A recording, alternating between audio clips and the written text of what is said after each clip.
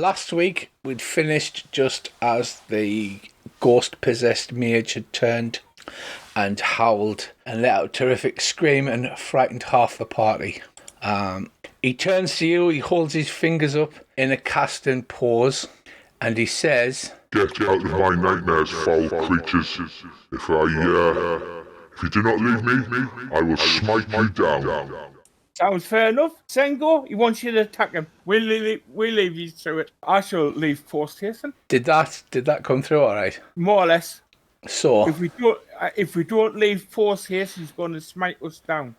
So what do you want to do? He's holding his hands up and like lightning's crackling between his fingers. His hair is a mass of flame and his eyes are glowing orbs of flame.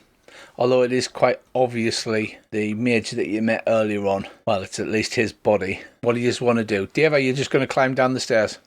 I need to get some distance. Yeah, probably. Okay.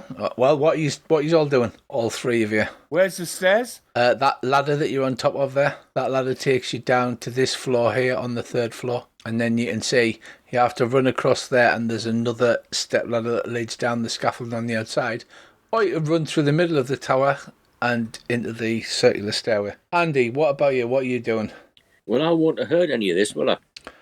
No, probably not. I tell you what, make a DC 20 perception check, because they are at the top of the tower, but it was quite a loud booming voice warning them to get the hell out. Shashelian's wasting no time in actually moving his character and just running away as fast as possible. Right. No, I'm going to warn Etrical.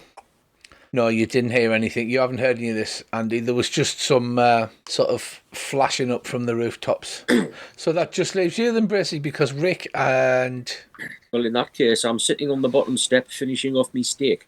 Yeah, as you madly cuss and swear and whittle away at a piece of table leg that you've chopped off. Yep. Sounds reasonable to me, Bracey. Turn it to go, yep, we're leaving. Let's go. And start climbing up the ladder. Just as you climb down the ladder, you hear a parting shot. Yes, you better run, and you better stay out of my dreams, foul creatures from hell. And then you run down the ladder. Do you just keep running until you're outside the tower? Or are you stopping further down and doing something? We'll stop on the 1st floor, but not actually go out the door. Right, okay, so everybody runs down. Andy, there's quite the commotion behind you as you see everybody Scooby-Doo style, like Shaggy and Scooby, come running down the stairs, as a brave group of adventurers should, sort of going, whoa, and running away. I shall stand up and make sure there's room for them to run past me if they need to without, like, falling over me and go, what's going on, lads? What's occurring? Oi, what's occurring? Basically, you can have another saving throw to stop being frightened, DC 13. Or you can deliberately fail your saving throw and go, no, I'm quite happy being frightened, thank you very much. Wisdom. Yes. Actually, I want to try something. If I click Wisdom and then type DC 13 and then hit roll, does it roll for all of you? Yes, it does. Oh, that's interesting. That's nifty. Right, so Weerab, you succeed, so you're no longer frightened. Sengo's no longer frightened. Does that mean I don't get to say to Sengo, you're looking paler than normal? Afraid not. Rick saves, and so does Etigal. Although, to be fair, I think his normal state is frightened, so... Well, it didn't affect me because I never went upstairs. Right, so you all run downstairs and you're all no longer frightened. So you pull up short, Scooby-Doo style, in the room at the bottom of the 1st floor. What was all that about, lads? You look like you've seen a ghost or something. Yeah. Funny shit for that. Yeah, he's you know that mate we met earlier on? He's possessed by a ghost. Big bad. Wait till the morning. He comes back. We come back. Shit the shit out of him. There's a plan. Hey, works for me. Okay, so are you all just running off into the night screaming like a bunch of scaredy cats? Is that what is happening at this moment? No, we shall walk confidently, ready to sprint if necessary. Like the brave adventurers we are. Right, okay. Just wait outside the tower. Until morning, or just for a length of time, or... Till morning. Well, it's up to you. Are you waiting outside the tower, or are you going to walk confidently away, and then you hear a noise and everybody sort of does that jump start thing? You see that figure of the dark-skinned woman that you'd seen earlier, looking down at you from further up the hill, and she just sort of like shakes her head in a sad, like, kind of way. As you confidently walk off down the street. That could moonbeam the top of the tower off, I suppose. You could. There is a moon out. Do you know what I think we ought to do? I think we ought to go up to the Curiosity shoppy and have another look at that painting, because I'll bet you £1 to a pinch of the proverbial, whatever this ghost is, it's one of the other two that's in that painting. Obviously we could recognise the mage from what he was wearing, but did his face look different? Like, like there was was anything superimposed on his face, or did his face... When he cast his horrifying visage, his jaw detached, and he did that Japanese horror film thing of like his jaw all stretching out elastic while and screaming at you to get out. And but other than that, it is quite plainly the other guy, other than the fact that his hair's on fire and he has glowing fiery orbs for eyes instead of eyes.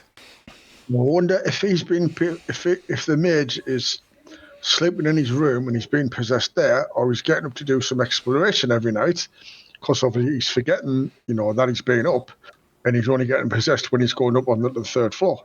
Well, luckily, Rick, Kalash and Sengo have to go off and do their own research. That's what they call it, running away and all that.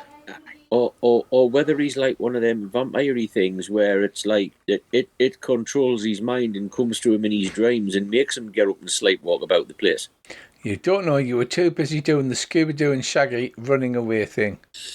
Right, so first of all, are you going back to the inn, or are you going to the Curiosity Shop? It will be closed now at the moment, but you could be on the door and wait the guy up. Well, we could go back to the inn and have a pint to settle our nerves, and then we could go around to Curiosity Shoppy first thing in the morning. That seems a sensible course of action. If only working on the premise that the last time we were here during the day, that mage didn't seem particularly dangerous. He seemed positively friendly, in fact. Yeah, I wonder how he will take it if we explain to him what happened during the night and that something is possessing him. I mean, we could tell him before we kill him. I think we should go and tell two priests, see if they've got any ideas. It's their speciality anyway. Yeah, good point, Dave. Very good point. Yes, I mean, we don't have a cleric in the party, so I think this is one we ought to hand over, in all honesty. I found an appropriate image of a dead barbarian. That's good to hear. Well, so you sit in the pub, you do the carry on screaming thing of you've got your pint in front of you, your hands are shaking, and you sort of slopping beer all over the table, until you manage to convince yourselves that you didn't run away. It was an expeditious retreat, so that you could regroup and go back in the morning, so that you didn't have to harm the poor mage who was possessed. That's what you're telling yourselves. Yeah, and I'm a little bit confused by the whole thing, because I never went upstairs, so I'm not entirely sure what they think they've seen. But I'm going along with it. Well, Rob was doing the Shaggy ghost. Well, if Rob reckons there's a ghost, that'll do, mate. On the side of the tower. Oh. Yeah, it's true. Rob did see him crawl up the side of the tower. Very Japanese horror movie like. Oh, hang on. Didn't I say that as well? I believe you did, yes. Yes, no, I did. You're right. But I'm not sure what it was, but it looked like a dead thing. And as we all know, I don't like dead things. It's very true. Because, no living moves like that. Okay, so you have a beer and you calm yourselves down and persuade yourselves that you were doing the major favour by not killing him. You weren't actually just running away like a bunch of cowards. So what's the plan? Are you sleeping till morning until the Curiosity Shoppy is open? Are you going to bring him out of bed? No, we'll wait till in the morning. But I'm not sure how much sleeping we'll get in. Right, well, you spend a troubled night's sleep. Every time you seem to close your eyes, you seem to see the mage's glowing eyes and fiery hair, and the way that his jaw disjointed and screamed at you. But you have a fitful night and you wake up kind of rest, although you've got like dark circles under your eyes. You meet up for a good old fashioned Scottish breakfast in the morning in the pub. On bite a Scottish breakfast. Well, you got to remember this was black pudding until it saw the ghost, and now it's white pudding. Ghosts are not real. Ghost. Now all you need is Daphne and Velma and Fred to construct some kind of cunning ghost trap involving barrels and grease and ropes. Yeah, it's all on you guys now. You're the stars of the show today. What do you want to do this morning then?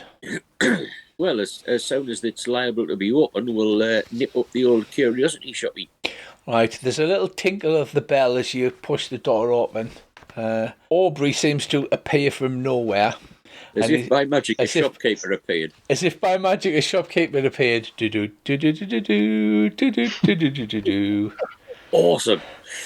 Oh, darlings, it's so good to see you this fine morning. How can Aubrey help you? Aye, enough of that. Write that painting down off the wall. There's a good fella. Oh, the painting. So the one. He lifts it off. It's quite a large painting. There's a dark-skinned warrior woman, a red-bearded dwarf, and a third person, and you can't make out any details. It seems to have been either faded with age or it's been deliberately obscured, but you can't see what the third person is. The whole person or just the face? No, the whole person. It's either faded with age or some kind of spooky and unnatural going on have obscured the entire body of it. I reckon that's war, lads. He says, that picture came with the shop, you know. I keep it there because the locals seem to like the Swords of Lelone. Yeah, do you know anything about the Swords of Lelone, Aubrey? I'm afraid I'm not privy to it. They're quite famous around these parts, but it was some while ago. Who should we ask then? One would imagine the town council would be the best bets, I would imagine.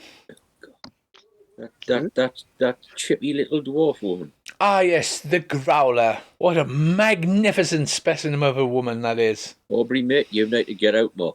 Oh, and burn this lovely peachy skin. Well, if that's what floats your boat. Like, do we want to bother go to the town council or go see the priests?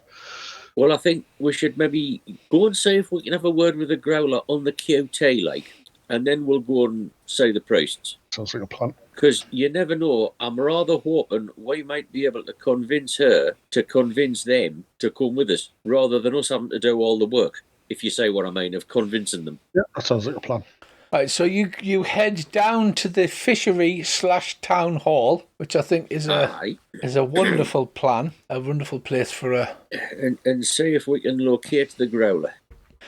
Well, the secretary stops you and at the main hall, which is where it's either a fish market or it's the town hall at the current time. It smells strongly of fish and it's quite pungent first thing in the morning.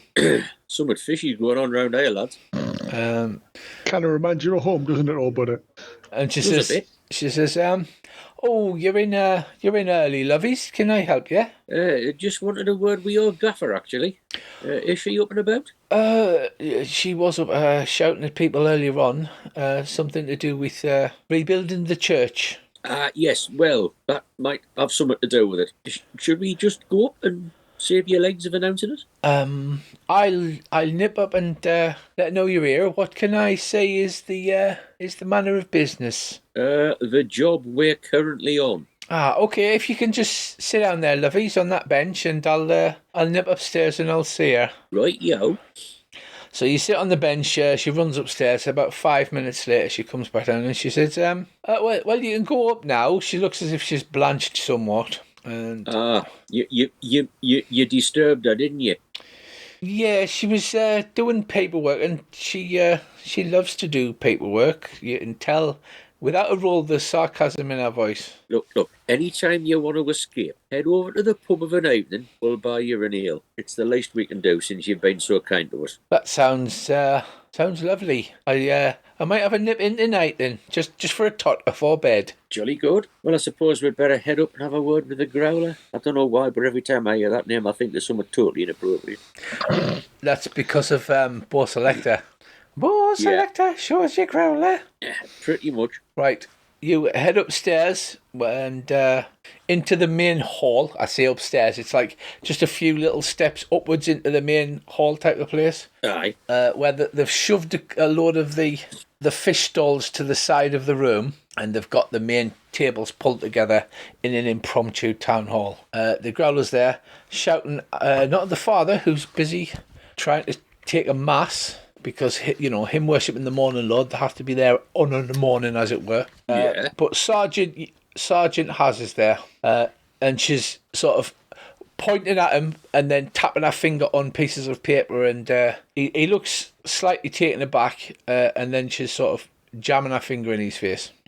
And spotting you, she sighs, puts the paper down. Well then, now what have we got to report? She says sarcastically. Well, actually, we were just wondering if we could pick your brains, so to speak.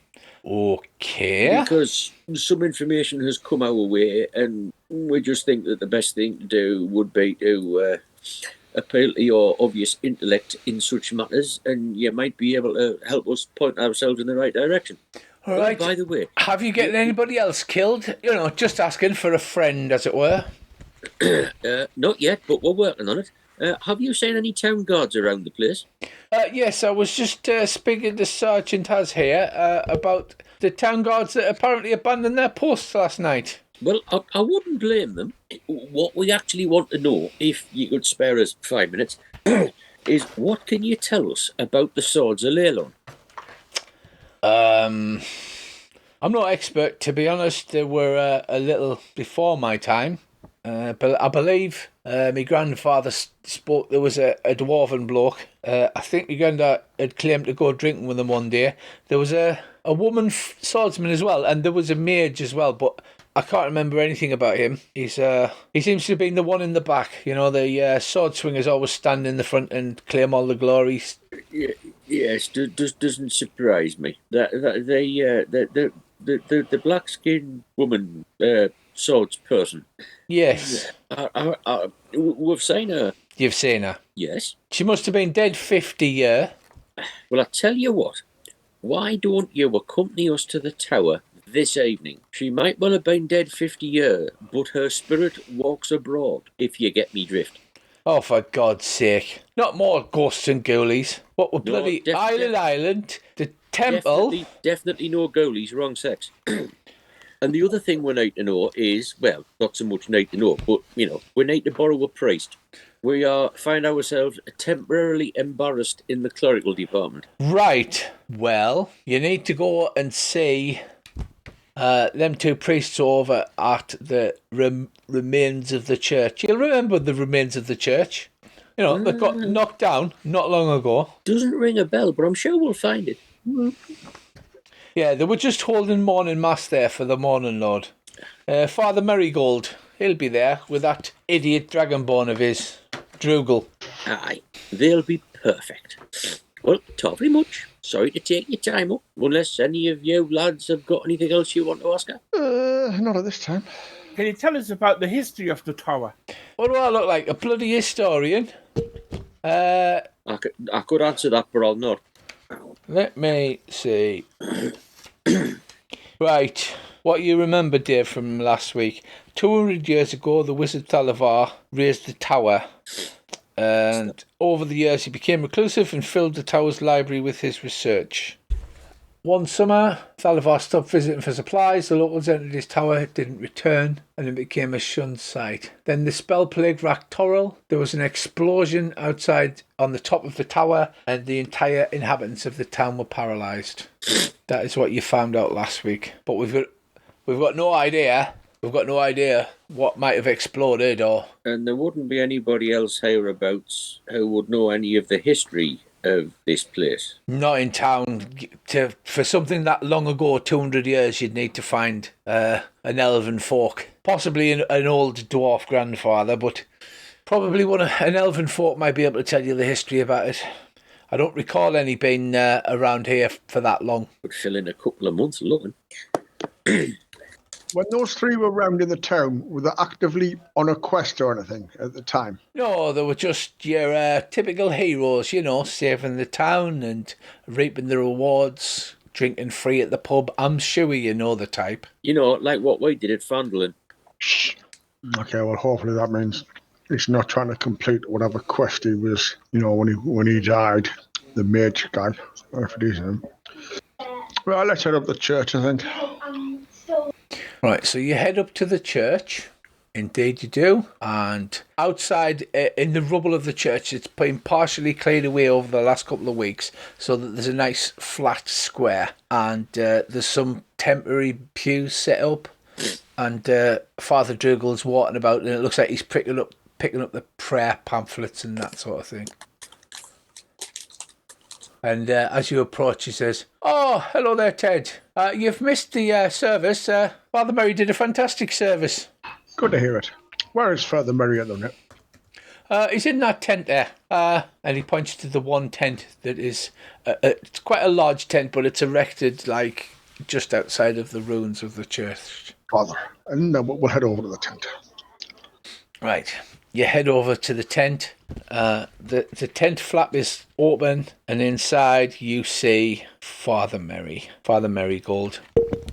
And he's like, top of the morning to you. It's a lovely morning. The morning, Lord, bless you all. And then he sort of abases himself. Father, we need to speak to you about a little delicate matter we've got, if you have 5 minutes of time.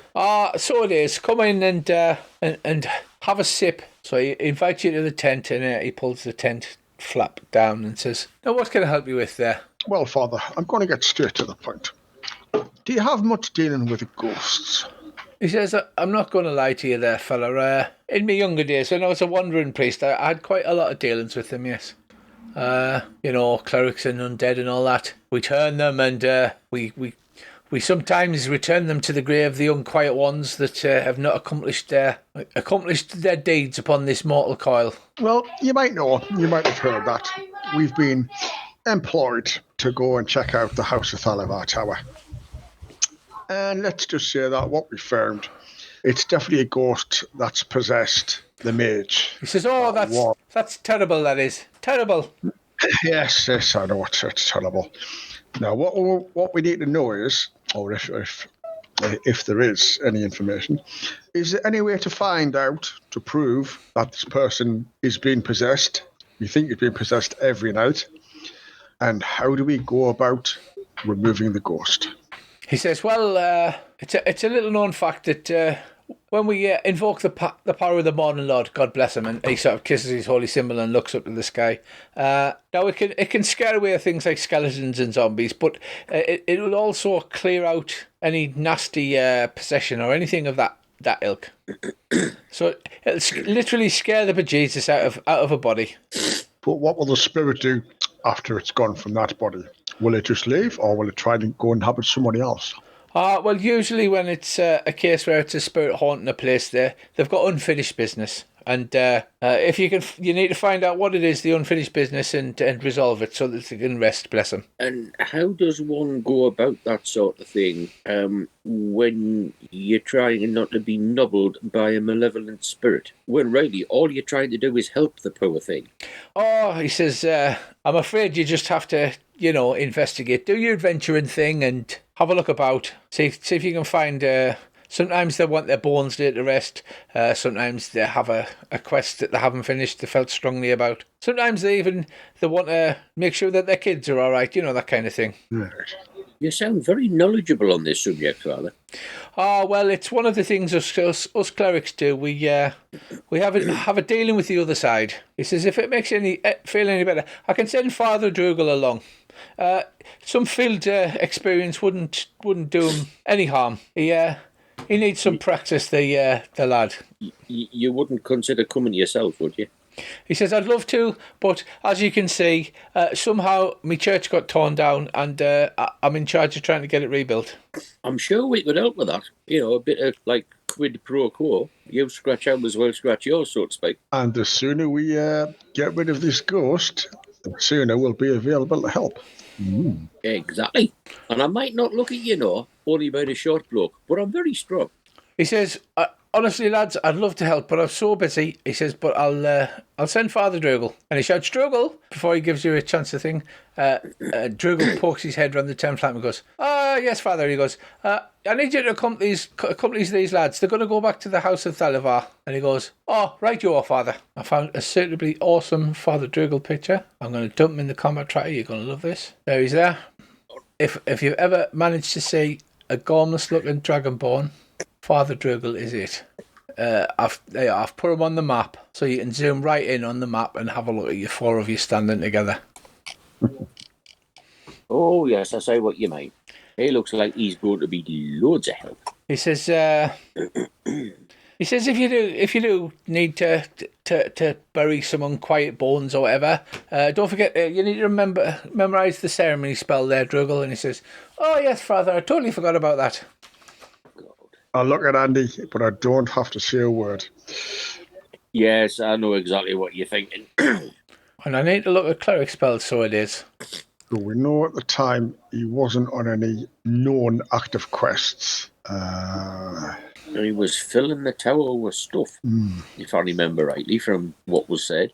And they never found a body if he got blown off the tower, which probably means if he wasn't literally destroyed instantly, his body or bones have got to be somewhere up on the tower. He's in that room on the 3rd floor. Probably he's gone through the ceiling if he was on the top of the tower, or he's in the big rock piles on either side. And I know, in all honesty, that Father Drogel will want to do everything like in line with church doctrine. But I'm all for finding those bones and powdering the bloody things to dust, and then feeding them to a pig. Feeding the pigs, Errol. Feed the pigs, Errol. Right. Okay. So it is still early morning, and you've got Father Drugel who's following you. Who's like, oh, so we're going to the tower now then? Much experience with ghosts there, Father Drogel? No, but I'd love to see one. We might be able to help you with that. Did you bring some spare underpants, Father? Oh, no, I never wear them. You're going to need them.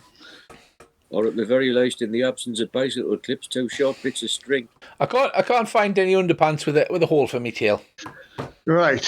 Well, what are we going to do about this mage if he's back in his bed? Well, do you think good cop, bad cop, subtle, or just kick the shit out of him? Well, do you think we ought to knock him out of bed and see if Father Drogel can tell if he's still possessed?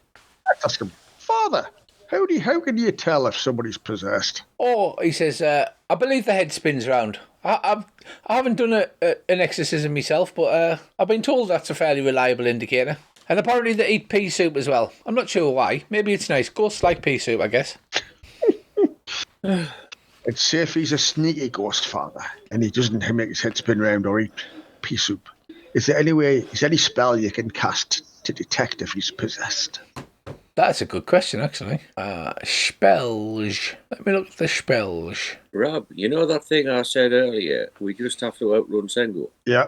I think we've got somebody else now that we just have to outrun. Fashilelia's kneecaps, definitely. If you shalala. I say we drag this mage down to the docks and chuck him in the water. If he floats, he's innocent. No, he's guilty. If he sinks, he's innocent. And then we're shooting full of arrows. I wonder what would happen if we sat down with that mage and explained to him what's happening to him, and then beat 7 colours of shit out of him. We could do. We'd have to stand there ready in case he is still possessed and, goes all hostile on us. That's fair enough. We've got a highly trained, experienced cleric with us now. What could possibly go wrong? Drugel says, that sounds wonderful. Who's that then? I look at Andy. I've only got 10 fingers. You want me to count all the way? No, you're all right. Well, I suppose we better go and see if the mage is awake. Oh, if he's not, he will be very, very soon. Yes. I was just looking at Father Drugel's choice of spells. They don't seem to have a detect undead kind of spell. They've got detect magic, detect evil and good, and detect poison and disease, but no kind of detect undead. I would have thought detect evil might have worked. Just sort of out of character completely. Do you not think that's a bit of an oversight in 5.8? There is no detect undead spell. It is kind of. There's a cleric, life domain, nature, tempest, trickery, war domain. Let's have a look at the life domain spells and see if there's anything extra. Cure wounds, restoration, spiritual weapon, revivify, mass cure wounds, raise dead. No, detect undead type thing. Although to be fair, you can usually tell what an undead is because it's the thing with the like teeth and claws that goes "Arr!" and tries to eat your face. So, augury, what does that do? The other priest said the symbol. He should be scared of the symbol, the ghost, didn't he? Something like that. If you cast Turn Undead, if a cleric casts Turn Undead upon a possessed creature and it successfully works, then it casts out the spirit in 5.8, apparently. I hope that's true, because I read it somewhere or heard it on a podcast, and if not, I'm just making it up, but for the purposes of this, it does work. It works for me. Well, I think, because he didn't seem like a totally bad chap, at least during the daytime. So I wonder if it's worth explaining to the cleric the situation. The mage. Explaining to the mage the situation he finds himself in. We'll try that. I mean, hostile moves will matter, yeah. Well, and if he gets a bit chippy, we'll just have to sort of stick sharp things in him. That's worth a go. If he's even there. We'll sharp find out. I'll knock on his door. Right, so you march up to the tower again with Father Droogle in tow. Yeah. He chatters incessantly all the way there, and he's like, "Oh, this is a bit of an adventure, isn't it? I've been looking forward to doing something like this." And then you rap soundly upon the door. A few minutes later, the door opens, and there's a very bedraggled-looking Galio opens the door, still in his nightshirt, covered in purple ink. You see that there's fresh purple ink on his robe and on his fingers, on his nightshirt, and he looks terrible. His eyes are like sunken into his sockets. He's got black circles under his eyes. He's like, "I haven't slept at all. The gods have gone missing, and I'm so tired." I'm not surprised. Are you all right, mate? "I just need sleep. I know it's morning and I've just woken up, but I just need some sleep. I'm so tired. I felt like I haven't slept all night." You haven't. What do you mean I haven't? I've been in here all night. No. You haven't. We might be able to shed a little bit of light on why you feel so tired. Because you frightened the bejesus out of us last night. We understand it wasn't entirely your fault, but we thought we'd better come and tell you, because the only other option we can think of involves lots of sharp, pointy implements, and you maybe not coming off like as well as you could. And we're kind of like you, so we thought we might try explaining it to you. Trust us, it is genuinely 100% true, and hopefully you can come up with something that'll help us to help you. Because otherwise, you know what I mean? So, first of all, make a persuasion check with advantage, and that's pretty... I'm not very good persuasive. at that, but I'll try. Oh, I don't know, 17, you're pretty persuasive. And he says, he looks down at his ink-stained fingers where some of it's still wet anyway. He says, that would explain a lot. It looks like I've been up working all night on my translations. You haven't.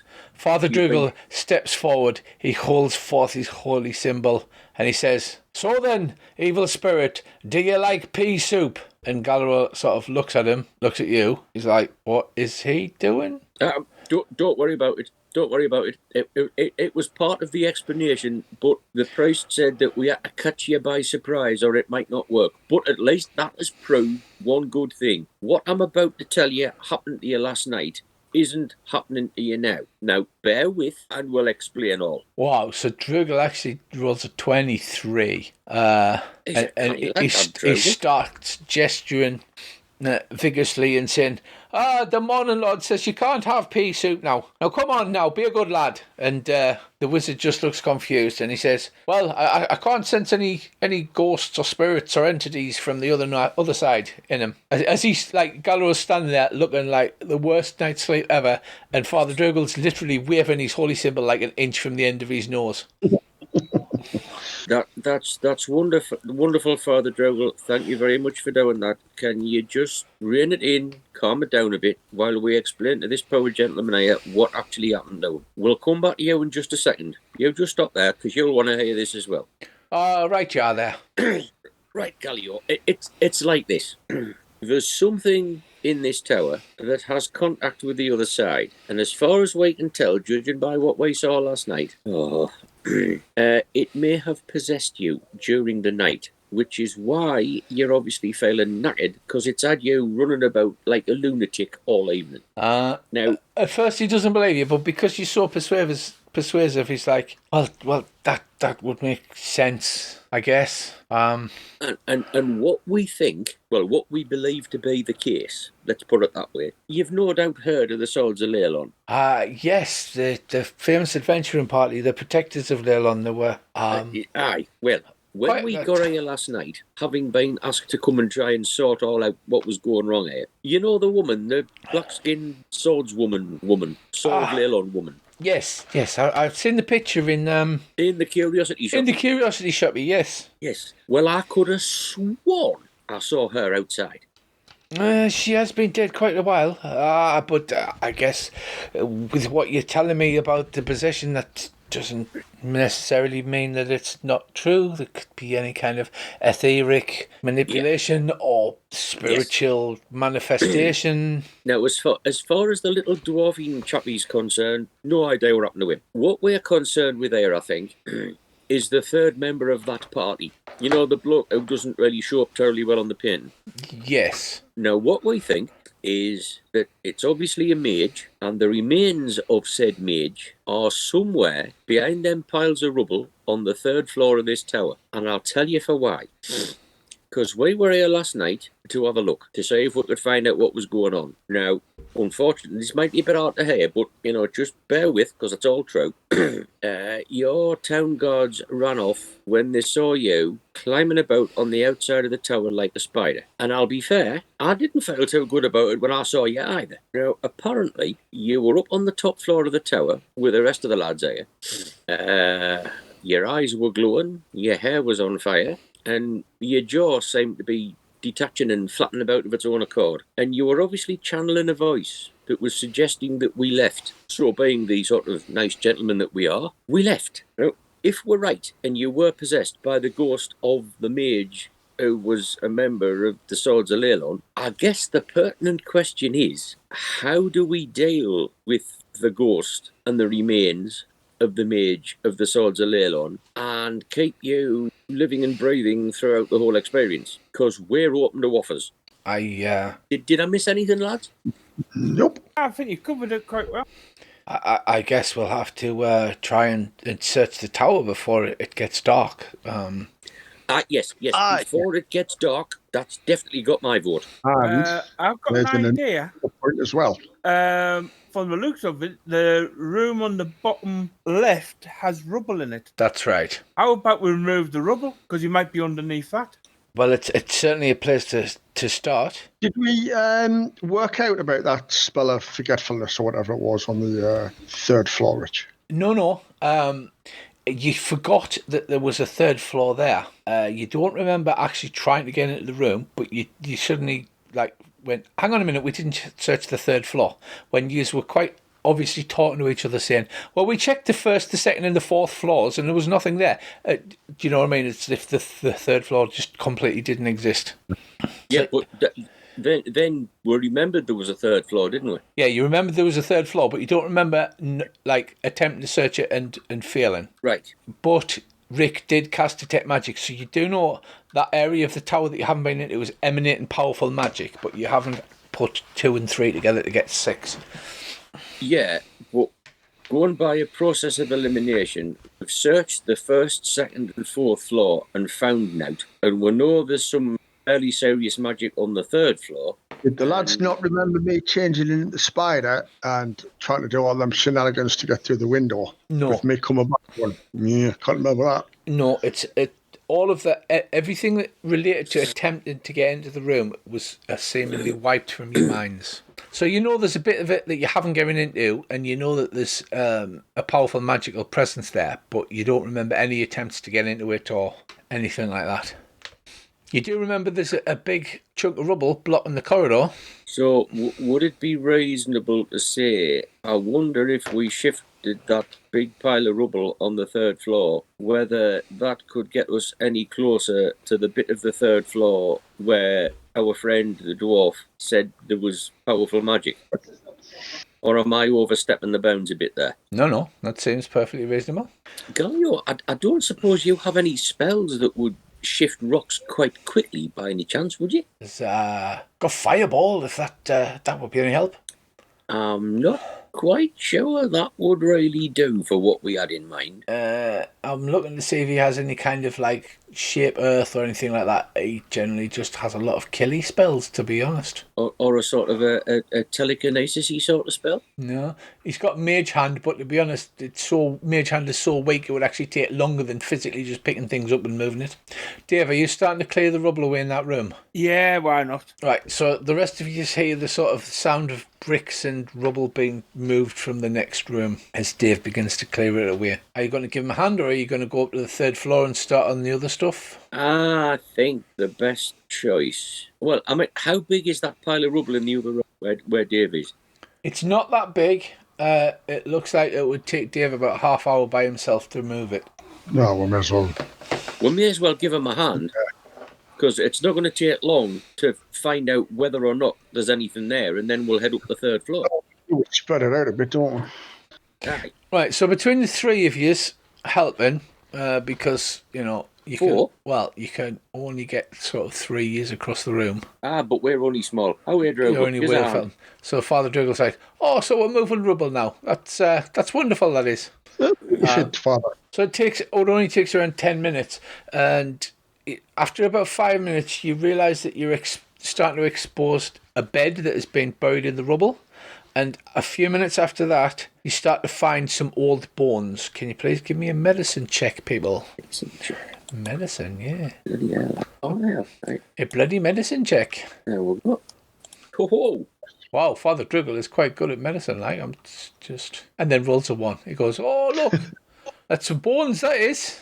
Right, at first, Well done, Father. you dig out the partially crushed skeleton that appeared to be trying to hide under the bed. And at first you think it's a child, but then as you examine the bones further, it looks like some kind of small fear, possibly a relative of yours. Like, I mean, racially, rather than like, you know, it's not your cousin who went missing. But yeah, so although initially they look child size, it looks as if there's fear, and you can sort of see the rib cage is different, where they would have muscles attached to fly with the wings. Right. I'll pull out the sack and very reverently collect the bones up and wrap them in the sack so that they don't get damaged. Quick fire up. Yeah. Because I wonder if it could be something as simple as that's a mate of his, and he doesn't know where it's gone. I mean, it's not going Could to it be cost liquid form? Well, at this point, anything's possible. Yeah, I mean, it's not going to like cause us any undue hassle to take the bones with us. You know, with the possibility that we might be able to reunite them with that mage, and that might solve the problem. I'm open to offers at the minute, because really, Shank and Galio is not my first choice, but you know. That is a good point. But it's definitely on the table, Andy. I'm not going to lie. I get from your demeanour that it's definitely on the table. Like, can you come into this cupboard? Davy grabs him and then you shank him like a were-rat in the cupboard. Nothing could be further from my thoughts. I also tell fibs. Yeah, I mean, I would prefer not to, because it's not Galio's fault he's possessed. But if removing the vessel that this ghost is using is the only way, then shucks. Right, so that's done. You've cleared that part of the side room as well, so you can get in. There are some destroyed belongings, but they're decayed from a long time ago. So there's scraps of clothing. There's maybe like, you know, a rusted weapon hilt or whatever, but there's nothing there to indicate anything of value. Well, should we go and try moving the rubble on the third floor then? Yeah, Yeah, well, sounds like a plan. Right, it's hard and sweaty work, and it takes several hours. Yep. And it's well into late afternoon when you move the rubble. Right. But you do dig through. You dig through the rubble, and you can almost feel the thrum of magic. But you do successfully complete digging through the rubble. And once you get it cleared, it leads into a short corridor. At the end of the corridor is a window. Just under the window on this side of the wall is a large rune glowing with magical power. But there's a doorway to your right, which you can squeeze through as it's only partially blocked by rubble. Should I go and have a look, lads? If you're volunteering. Oh, by the way, Mr. Gallio, can you feel the magic? Yes, it's quite extraordinary. I don't know why I've never noticed it before. I've never thought about coming up to the third floor. You probably have, but I'll explain that later. I mean, if I knew something about the third floor, I probably would have been up here every night. You probably have been, unfortunately. Could I do this stealthily? You certainly can. Give me the stealthings of the rolls. Oh, God help us. Right, so you as you stamp across the rubble, Yes. kicking stones, which, like one of them flies and smashes a bit of the glass off the window, and you skid and something. Yeah. But you can, it's like surfing down the Scray slope. you can easily see into the room, revealing the last area of the tower. Right. Oh, gold. What's in the bed? Right, as you approach the doorway, Andy, you see another one of those runes that's on the window, but this one seems to have been damaged by the collapsing rubble. Right. So it was above the doorway, apparently. Mm-hmm. But so this rune has been damaged. Is there any way to deactivate these runes? That would take a dispel magic, wouldn't it? You can use it to dispel magic, but if you remember, the statues had some kind of rune on them, and they were scratched out, looking like with a screwdriver or a crowbar or something. But this rune is already like partially smashed off, where the rubble has collapsed in from the ceiling and broken part of the door off. So that bit is not glowing, but you can see the rune as if it was drawn on the wall. Right. What can I say in the room? There appears to be a very large bed. There's an extremely large bed. Is there anything and in the bed? a writing desk. A journal lies open upon the desk next to a recently uncapped ink pot, which contains purple ink. Right. But other than that, there's an unmade bed, double bed, bound chihuahua, and well, hey. But strangely, other than that, the rest of the place seems devoid of, like, you'd expect maybe a wardrobe or a chest to put clothes in, something like that. There's just a writing desk and a bed. If I get down and lie sort of flat on the floor, can I say under the bed? Yes. Is there anything under the bed? There's nothing under the bed. Blimey. Where did he keep his paw? Aye, exactly. This journal, how sort of big and heavy does it look? It's like a big and heavy, sort of 14 inches high. It's a weighty tome, as it were. I guess the question is it mage handable? I would say yes. Yes, you can mage hand it. Right. There's the ink pot, there's the sand pot next to it. The ink has been, it looks like somebody's been writing in a frenzy because there's like ink spilled onto the desk next to it, which is obviously fresh, and the sand pot's been knocked over and bits of sand lie upon the writing desk as well. Right. Well, unless anybody has any better ideas, I was going to lift the ink pot and the sandbox first, and then the journal. Nope. Just Nathan. Yeah, which was you? It's all in you. Dave is actually quite remarkably close. If anything's going to explode in a fiery explosion of death, he's definitely going to be in range. Chummy. Right, I'll mage hand the ink pot and the sandbox out, and who can I pass them to? Who do you want to pass them to? The mage. I'll come down. You can pass me. Just by I can mage hand 30 feet. Okay. So it's like literally a semi-translucent hand that grabs hold of them and like Thing from the Addams Family spookily floats through the air. And It was just who was I going to hand these things to? Well, that's fine. In that case, I'll hand the ink pot away, Rob, and presuming that goes well, I'll hand him the sandbox, and then I shall attempt first of all, before lifting it, to close the journal. Okay. Is it one of them sort of like lockable books? You know, it's got like a clasp to keep it shut. Yes, a big old-fashioned wizardy type journal it is. Right. Well, There's no lock, but there's a clasp. Right. Well, I'll try and do the clasp so it's not going to like fall open when I lift it. Yeah. And then I shall try and lift it, you know, with like me face screwed up and sort of my eyes half shut, just in case it goes off in my hand, so to speak. All right, there's no great explosion. The book just floats over to you without causing any further trouble. Andy, say do or do not. Aye. Well, I shall pass that over to way, Rob, as well. Right, so Can you see anything in this bed, Andy? Not at the moment, but I figured since we've like had the loot, I'll go and have a look. Because I figured if horrible things are about to happen, I would rather we were in possession of that journal than whatever is in the room. If it goes horribly pear-shaped, I can jump off the tower. Right. Yeah, exactly. So you stomp noisily across the room through the rubble. Well, I then attempt to pick me way very carefully, sneaky like and quietly into the room, and have a closer look at this bed.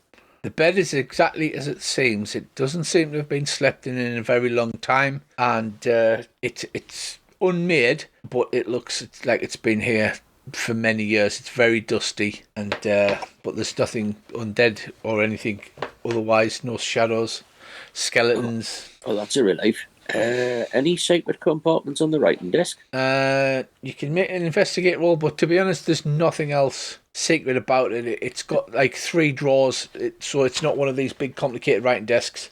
It's got 3 drawers, and you don't find anything. You don't find anything in the desk. Right. Oh, now Dave comes. Right, now the rune explodes, Dave, in a huge fireball because it's set to go off when elves walk past. No, I'm just kidding.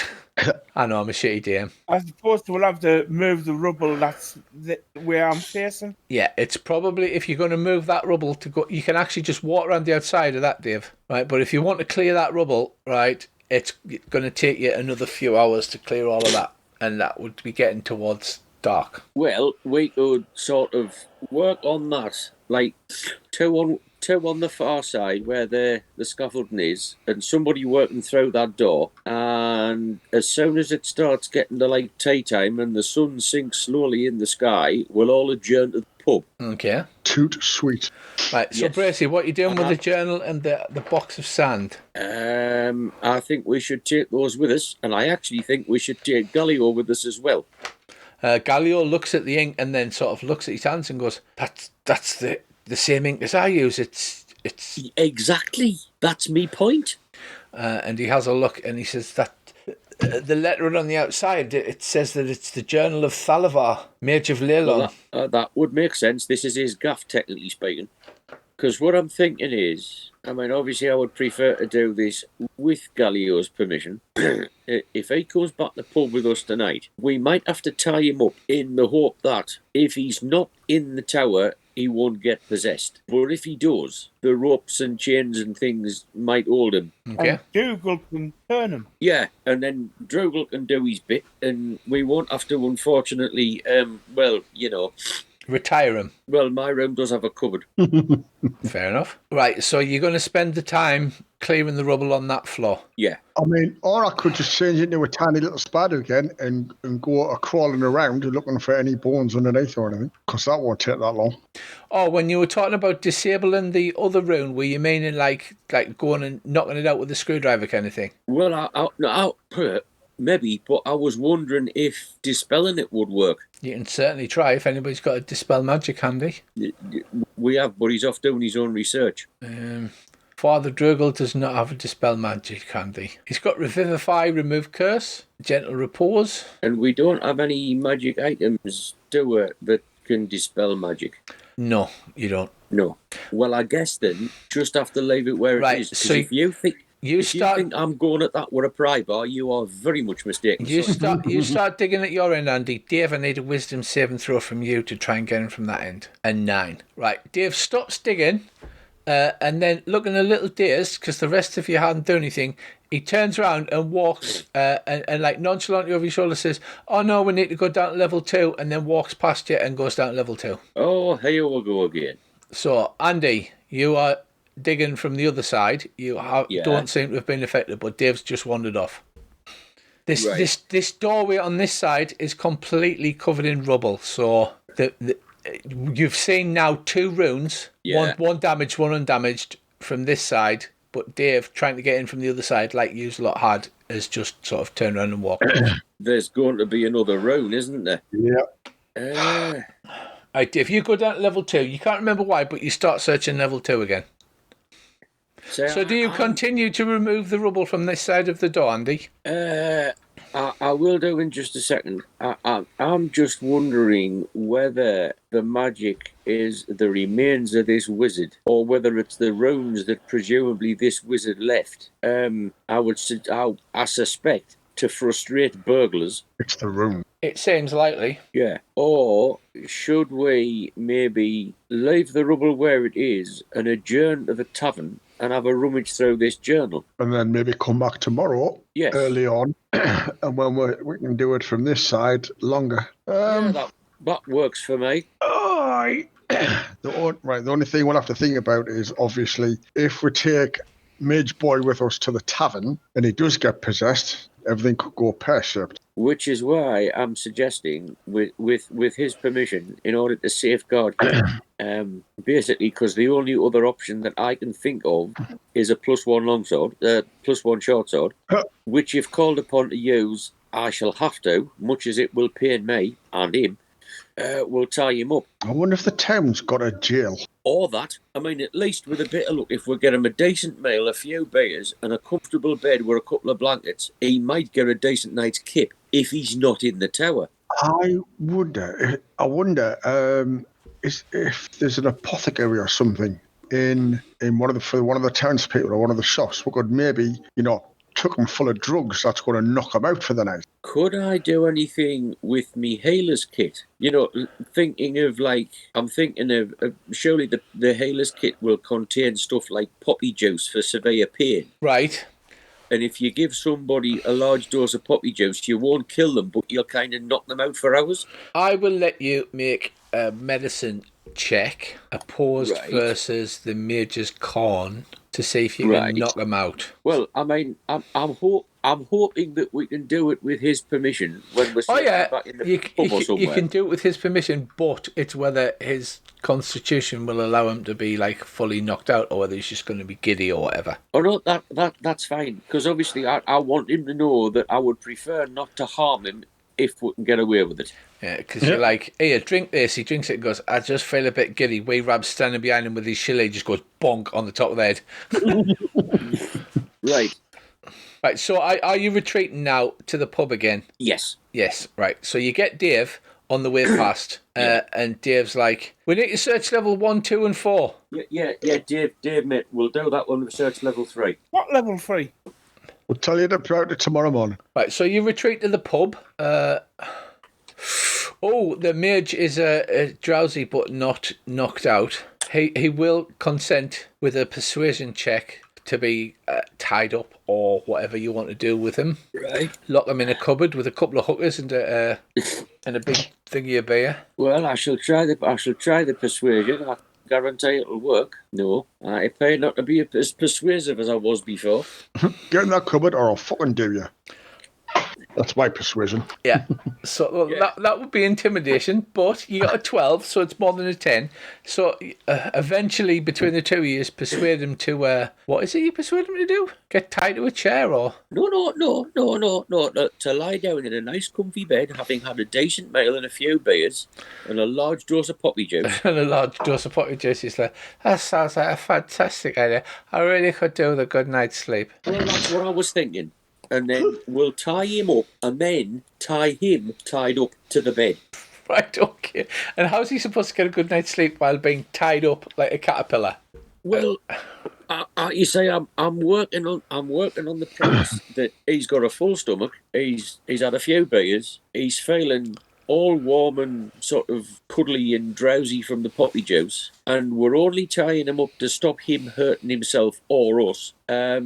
and obviously we're trying to tie him up so that nothing can possess him and get him to leap about the place. Yeah. But like using the minimum of force, if that makes any sense. Well, he snores soundly as he drops into a deep sleep on the bed. Are you actually going to take watches in his room, or are you just going to tie him up and leave him there? Or I think we should keep an eye on him, because obviously if that ghosty does possess him during the night, I'll shiv him before he wakes up. right, Dave, We'll have Dougal with us. Father Dougal, if you want him to come, yeah. Yeah? What are you going to say, Rich? As night falls, you turn to the others and you go, but we haven't searched floor 3. Oh, shit. Yeah, now Dave, you can remember now that there's a part of floor 3 that you haven't searched, and you're like, we need to search that bit where the room is on floor 3. We'll explain to Dave occurred the last time we were in the tower during the day. It sounds like witchcraft, Davy, or foul sorceries. It does indeed. And for my part, I'm sitting on a chair right next to the bed with an unsheathed +1 short sword in me lap.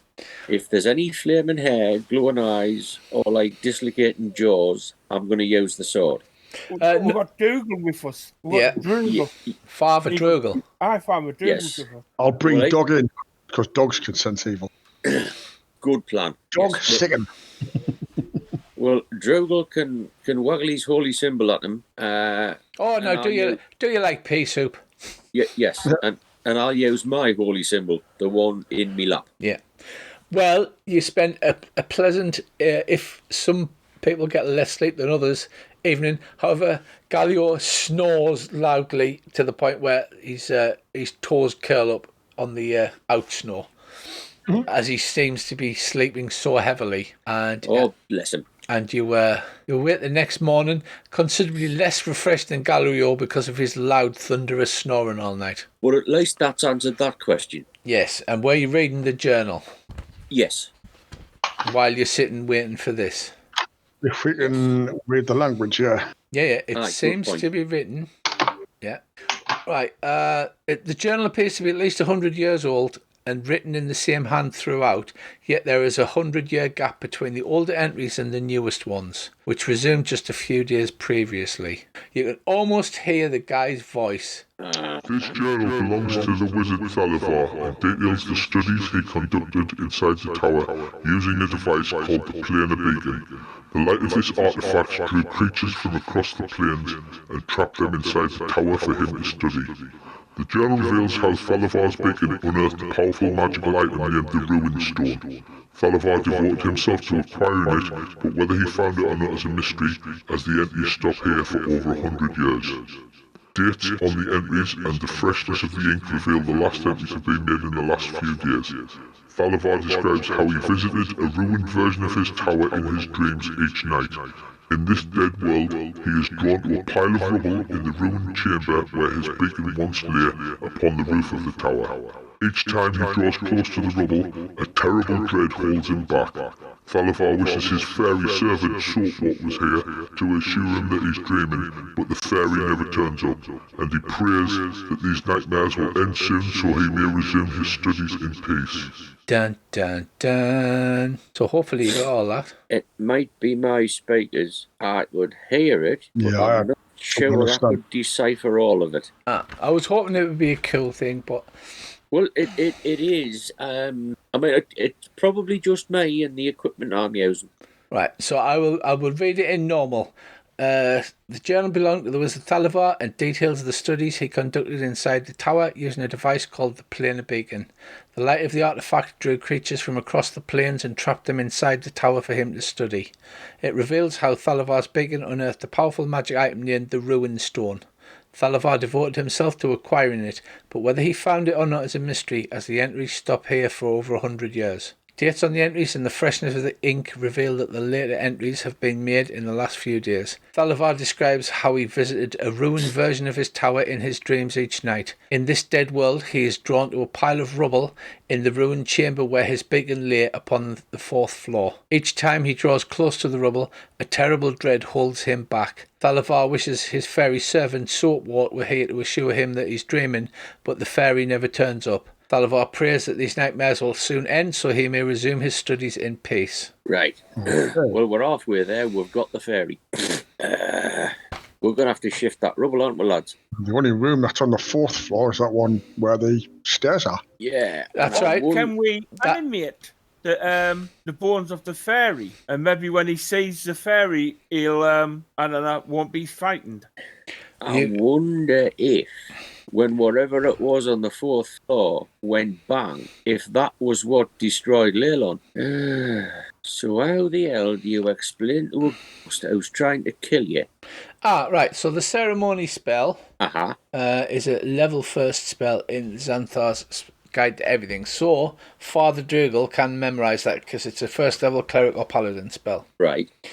Funeral rite. You touch one corpse and for the next 7 days the target can't become undead by any means short of a wish spell. So basically it's a ceremony spell lets you do things like bless water, do marriages and do funeral rites, stuff like that. So presumably if you wanted to lay the corpse to rest, Father Dougal can memorise that spell now that I know where the hell it is. Right. It's in Xanthar's Guide to Everything, because why wouldn't it be? Well, yeah, exactly. Maybe I've got totally the wrong gist of this. We've found the bones of his servant, and we've found his journal. We haven't found his bones. Now, if we're going to lay him to rest, is it not logical that we need his bones as well? I would have thought so. Yeah, the only rubble on the 4th floor is on the top part next to the spiral staircase. If you remember, that's collapsed up in that corner, which is why you have to climb up the scaffolding to get to the top floor. Right. Locate corpse or something spell. So... Aye, because looking at that, if we are actually looking for the bones of Thalavar, hey, that sounds like an adventure.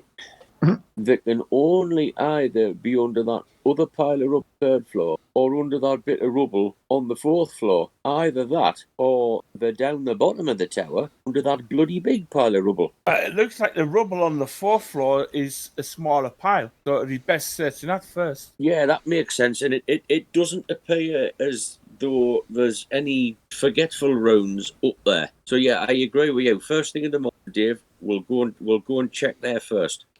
Right, so, well, it is first thing in the morning because you spent a night searching the journal.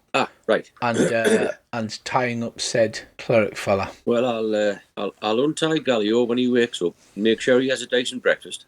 Yes, a nice big greasy fried breakfast after a long night's sleep. That's it. And ask him if he feels any better this morning. He actually looks a lot better. He's had a decent sleep, and although he still does have dark spots under his eyes, they seem to be considerably reduced, and he wakes up with a big beaming smile, which normally you haven't seen upon his face. If nothing else, Gallio, can I suggest you don't sleep in the tower? That would seem to be a rather good idea, I must admit. Yeah, I'm only thinking of you. And now I think we ought to go and see if we can locate the bones of Thalavar and get him laid to rest. Right, Now so yeah, you head in and you head up, climbing the last floor by using the scaffolding that had been hastily erected by the town people. Yep. And you start digging into the rubble surrounding the spiral staircase on the roof. A couple of hours hard work later, and you do indeed pull the bones of what looks like a human skeleton dressed in the rags of an old robe or nightdress, whatever. Well, I guess I should, since I'm not short of sacks, I should pull out another sack and reverently collect them up, put them in the sack, so that Father Drogal can give Thalavar and his little fairy servant a decent burial. Yeah. So you head back. Must have been some bloody explosion, that. Well, there's nothing inside the metal cage, but it looks like the explosion inside the metal cage, wherever it was, the metal's all torn outwards in one direction as if it was like metal fingers. So it looks bad, whatever it happens to be. You're not entirely sure. So you head back to the town where they have the remains of the church. And just as I dig that out, right, they've got an impromptu graveyard set up outside of town, basically, because there's to the northeast of the town where the road goes. There's an old building they've got there. They've got part of the ground cleared, and Father Drugel performs a ceremony as you dig graves for him and his servant. Do you bury them together, or do you bury them apart, or? I think we should bury them together, because the fact that his servant didn't turn up seems to have been causing Thalavar some upset. So at least if we bury them together, hopefully their souls, spirits, whatever, will find each other, and then he won't be so upset because his servant will be back. Right, so they're buried together, and Father Drugel performs the ceremony spell, touches both of the bodies, and there's no great outpouring of magic or anything like that, but there just seems to be, it could be your imagination, that the wind lets out a long, deep, heavy sigh as the graves are filled in, and Father Drugel sort of looks a little bit disappointed and goes, "Oh, so I thought fighting ghosts might be a bit more exciting than that, to be fair." If you'd been with us a couple of nights ago, Drogel, exciting's not the word I would use, but trust me, son, you wouldn't really have wanted to be involved in that. Exciting's not the word I would use. Right, so, epilogue. The spirits of the tower are laid to rest. There's no more events or hauntings or anything like that, so that the town council can commission the rebuilding of the tower. On the night of the burial, you see, as you're walking pissed from the pub back towards your tents, you see the ghostly spirit of that lady again, wearing her chainmail armour. This time she raises her sword in salute and then turns, and as she walks off she becomes sort of translucent and then insubstantial until she finally disappears.